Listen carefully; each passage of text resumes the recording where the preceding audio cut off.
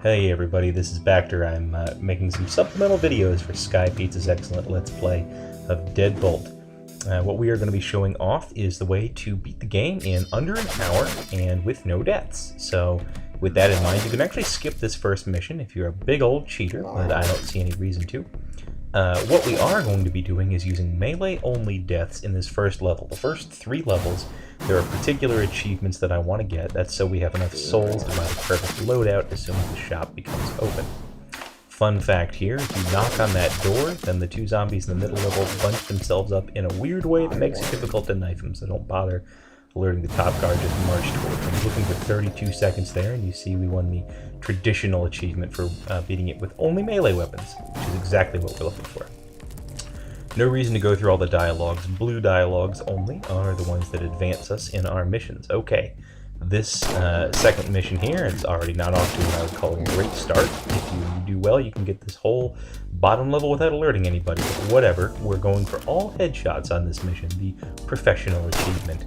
And waiting down here for him to come down is just making me cringe, because you really, in these early levels especially, don't need to be waiting at all. Anyway though, you can always tell headshots because they ragdoll immediately and you get that big old viscera splatter there. So you can see we got our checked, or clocked in, and professional. Clocked in you get regardless, and professional is something a little more special.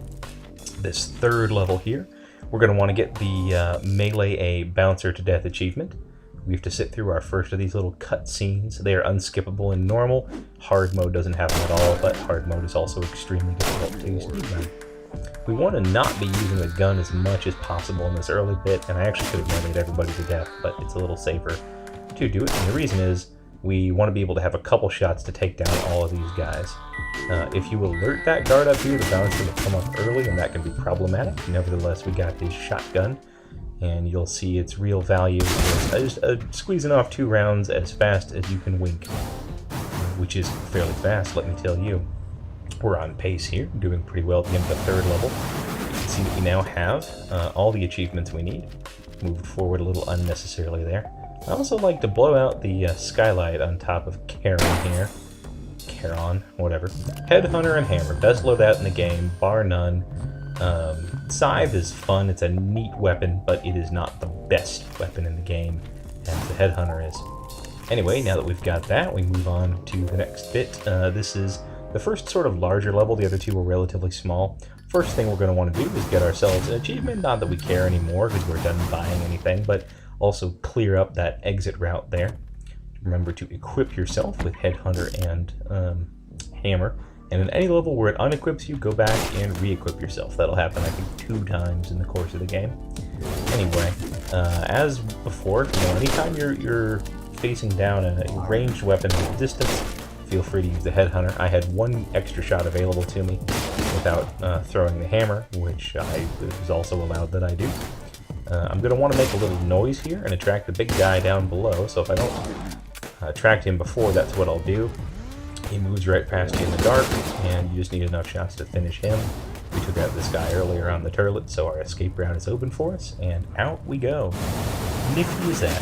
You want to be scoring as quick as possible, especially in these early levels, because some of the later ones go longer, and the longer a level is, the more chance there are for complications. Now, Puff is actually quite a delicate level. There's an achievement for not using the machine gun in the basement, however, the fact that it takes a little bit longer to get it is really what's going to keep us from doing it. Again, we don't care about achievements from this point out. So you'll want to huck that. It's nice to have enough Headhunter shots to take down all of them. And once you take those 2 down there, just shotgun shells aplenty, and you want to close the door before Puff can fire, zip around to the back of him, and down he goes. You can actually wait him out. He'll move towards the door eventually, but it takes way too long for any kind of sensible speed run. Having killed all those guys, there's plenty of ammo, and that's it for the first part. I'll make another one when we get far enough. See you then.